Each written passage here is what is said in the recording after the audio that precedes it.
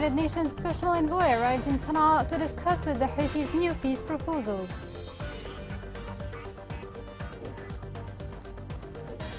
Local human rights organization warns of the threat of the Houthi summit centers on youth nationwide. Hundreds of Yemeni citizens still wait to be evacuated from Sudan amid absence of government efforts.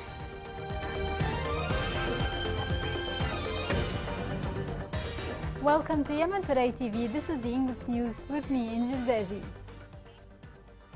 The UN envoy to Yemen, Hans Grunberg, arrived in Sana'a to discuss with the Houthis new peace proposals. The meeting focused on new joint American-British peace plan, which aims to end the 9-year conflict and pave the way to a political process in the country. Grunberg also praised the unilateral initiative of the Houthi militia to release General Faisal Rajab after spending 8 years in detention. The U.S. State Department announced that Tim Luther King to visit the Gulf to push peace efforts in Yemen. According to the statement, Luther King will meet with the Yemeni, Omani, Saudi and other international partners in an attempt to urge warring parties to agree on a new peace deal. The following report has more.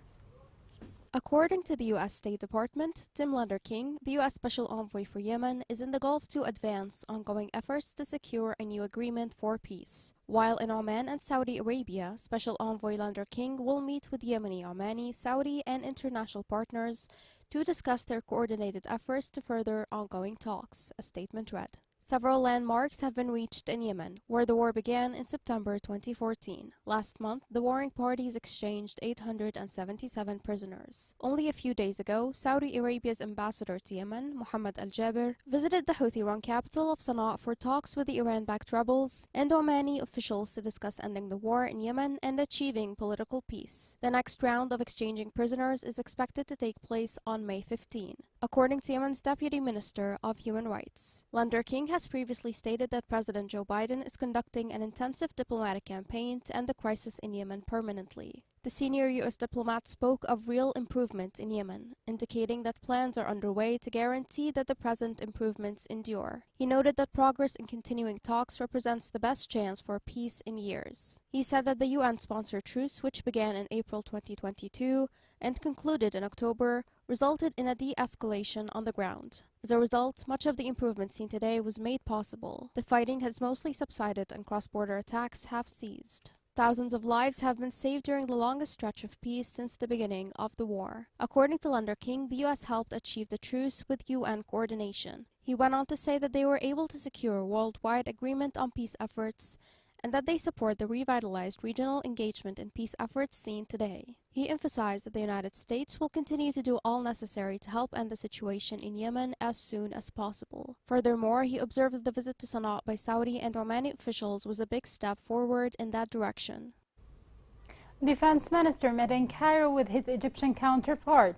The meeting discussed a number of issues of common interest in the fields of military cooperation and the transfer and exchange of experiences between armed forces of both countries. He praised Egypt's leading role in maintaining the stability and security not only in the region but in the entire Middle East. Military sources report that the Houthis targeted with heavy missiles a number of government forces' positions on Ma'rib fronts. The sources added that the militia escalated its attacks on the fronts north of Ta'ada and bombed sites for gatherings of African immigrants, as well as government forces sites in the north of the area.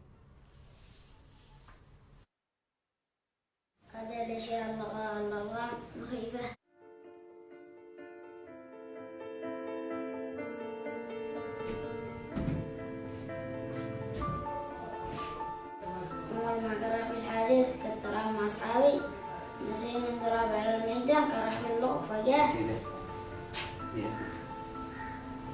صبروا لي بطني العملية بتروا لي رجلي ولي حديد رجلاتي ويدي هذا الأشياء اللغة مخيفة واحد اللي يروق ومن قليل بس يبلبيوه. Masan Project announced the removal of more than 16,000 mines in the current year. In Hodeidah, the engineering teams dismantled a network of mines that the Houthi militia had planted in the village in Hais countryside. Our correspondent reported that the engineering teams found an anti-tank minefield 3 kilometers from the center of the city of Hais. A human rights organization warned of the threats of the Houthi summer centers have on the safety of children in Yemen. The Yemeni Coalition for Monitoring Human Rights Violations confirmed that these centers represent destruction of children's minds. This report has more. Mune Organization for Human Rights urged parents to protect their children's lives and keep them away from Houthi summer centers, warning of the threat they pose to the security of young people. It documented systematic recruitment of children in sectarian actions in the previous year, as well as a number of them being physically and sexually assaulted. The terrorist Houthi militia announced the opening of summer camps in areas under their control for the year 2023, targeting more than 1 million school children as part of a Houthi plan to change the identity of future generations and spread sectarian ideology in the society. Since the war broke out in 2014, one of the horrible things that happened is the recruitment of children as soldiers. They have paid a high price, one that will compound over many years and have an impact on Yemeni society as a whole, in addition to being against international law. Using Yemeni children as human shields will prevent their nation from developing a modern economy that can ensure a decent standard of living and can protect its citizens' rights. In Yemen, parties to the conflict have a very high dominance of recruiting children. They are constantly in abundance in a nation where 34 million people, or nearly half, are under the age of 18. Children have been recruited for commercial gains, despite rising poverty in Yemen due to the country's severe economic situation. They are recruited for a variety of reasons, but the most prevalent factor is difficult economic conditions. The majority of Yemen's children soldiers are recruited from impoverished families and are lured by money. Children are being recruited and seduced by the promise of a salary of 20,000 Yemeni riyals, which is equivalent to $80, housing and other benefits. This makes children think that they are secure and that they will be in a better economic situation. They also think that by this way, they can help and provide their families with a better life. Children being recruited for military service in Yemen is a serious issue for both peace and fundamental human rights. By making its children into soldiers, no civilization can achieve peace. As the conflict in Yemen enters its 9th year, children continue to be the victims of this war. Hundreds of Yemeni nationals called on the government to help them to escape violence in Sudan. While many countries launched evacuation trips to transfer their citizens, Yemen embassy in Khartoum is accused of not doing enough to help its citizens evacuate. More on this is within this report. More than 2,300 Yemenis are in Port Sudan, awaiting for evacuation in a tragic state, sleeping on the sidewalks of the streets and large crowding along with hundreds of families who have been housed in waiting halls in self-initiatives which have not been covered by the government financial transfers since the start of the crisis. The student committee confirmed that the first batch of 239 citizens submitted their data individually to the Saudi committee. A second batch of Yemenis included 246 out of 1,866 people of different nationalities who were evacuated from Sudan arrived to Saudi Arabia. The student committee in Port Sudan, affiliated with the embassy, failed to fulfill the requirements and data required from the Saudi evacuation authorities, and this would have led to the departure of the ship Amana without transporting any Yemenis. Had it not been for a humanitarian initiative from one of the officers of the Saudi coordination team who attached them to the ship in the last minute. The student committee stated that it had received 980 passports since they started their mission to ensure that no opportunity available to Yemenis is missed, accompanied by all the necessary statements to achieve this. The Emergency Committee, as well as the Union of the Yemeni Students in Sudan, accused the embassy and the Foreign Ministry and the government of delaying and not arranging the evacuation process with the Saudi side. The Ministry of Foreign Affairs said in a statement, work and coordination continues to complete the evacuation process in the near future from Port Sudan, noting that land trips were conducted to transport the first batch of arrivals from Jeddah to Aden and Ma'rib. The Yemeni embassy to Sudan made a brief comment in which it said, everyone there in Port Sudan is striving, but there must be obstacles, especially since the problem is greater than what is expected, and the factor to solve it is originally linked to several concerned authorities.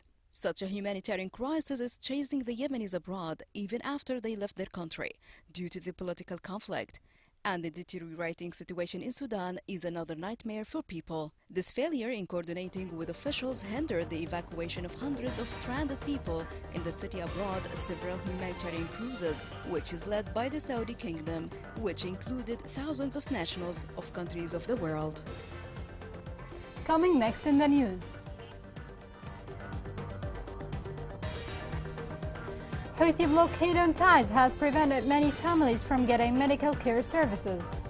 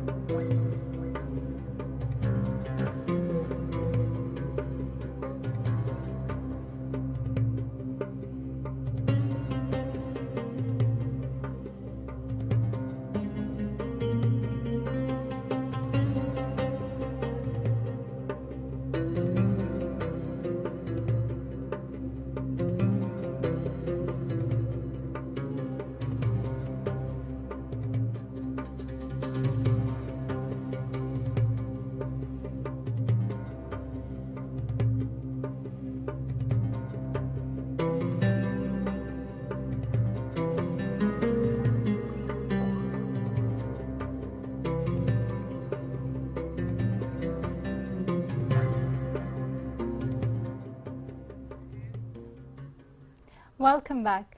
Health sector in Houthi-controlled areas is witnessing a major collapse. Sources pointed out that the health sector suffers from poor medical services, high prices, outbreaks of diseases and epidemics. Health authorities under Houthis are silent and refuse to disclose the numbers of medical errors that are increasing every day, according to sources.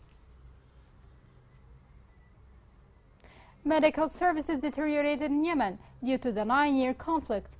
Ties the war together with the Houthi blockade imposed on the city for 5 years have prevented many families from getting access to medical care. The following report has more on this. The child Jamal Ahmed Omar, 4 years old, suffers from brain atrophy since birth. The child's condition is difficult and keeps worsening when he does not receive the treatment prescribed for him by the specialist doctor. Jamal's father kept taking him to different hospitals in Saudi Arabia and getting the prescribed medicine at the end of each month. Recently, entry procedures to the kingdom became more complicated and only life-saving cases were allowed, which represented great difficulty for the child's father in obtaining this treatment. The child became in a deplorable condition and his case became complicated day after day. I am Ahmed Omar, the father of Jamal. Jamal suffers from atrophy since birth. He stayed in the hospital for a whole month and then the doctors prescribed some medicines that he should take. This medicine is only available in Saudi Arabia, but traveling is extremely difficult and expensive and the journey is really dangerous. The father of Jamal could not watch his child suffering, so the paternal affection called him to obtain a marine permit from the region to cross from the port of Midi to the city of Al-Khoukha in a dangerous sea trip that may sometimes lead to death. They take a primitive boat that lacks the most basic elements of security and safety. This journey takes approximately 30 minutes and it costs a lot in the Saudi currency. This medicine is not available here in our area and we are trapped here as the Houthi militia is imposing a blockade on Hayran district. I call on the Minister of Health and the Director of the Health Office to provide us with this medicine, as my child really needs it. He could die if he didn't take it. The father got the treatment, but the tragedy begins when this treatment ends and the suffering returns again. The father appeals to the Ministry of Health and the Director of Health in the Governorate to take this matter into account and work to solve this problem that affects Jamal and other children, as their suffering has increased and they have become in a difficult condition, and their parents are unable to provide most of the necessities of medical drugs that may work to improve their condition.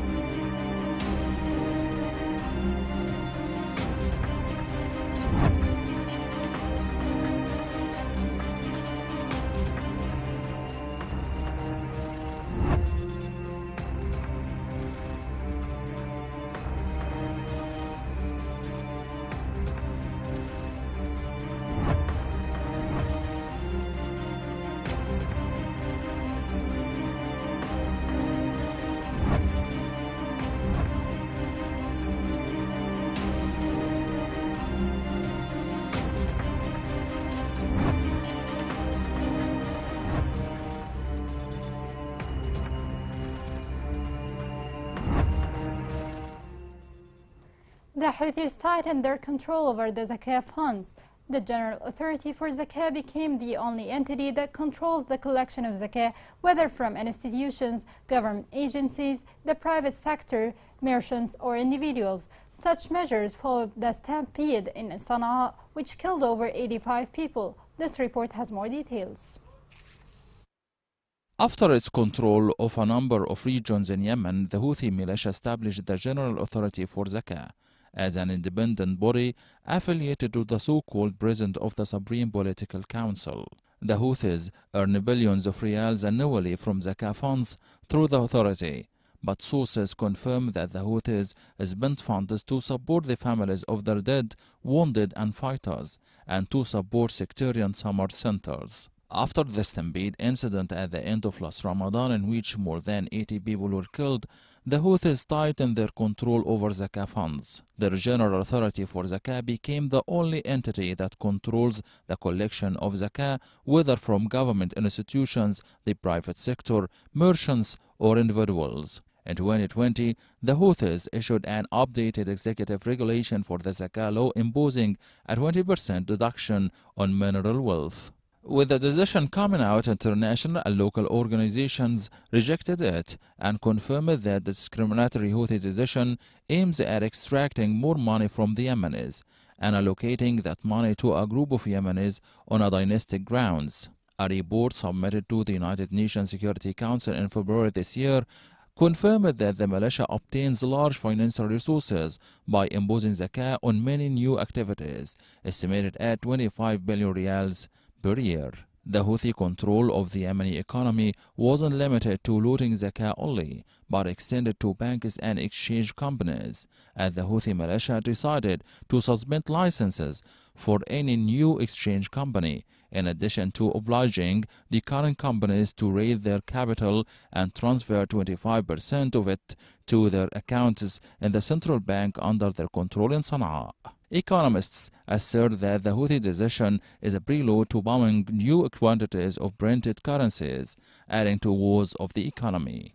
The banking sector in the Houthi regions is witnessing a suffocating liquidity crisis due to their monetary policies. Houthis gather huge mass of cash, which pushed banks to the brink of collapse.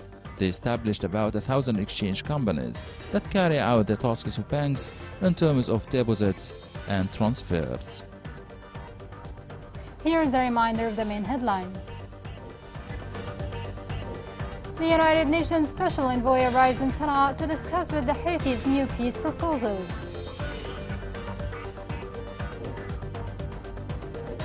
Local human rights organization warns of the threat of the Houthi summer centers on youth nationwide. Hundreds of Yemeni citizens still wait to be evacuated from Sudan amid absence of government forces.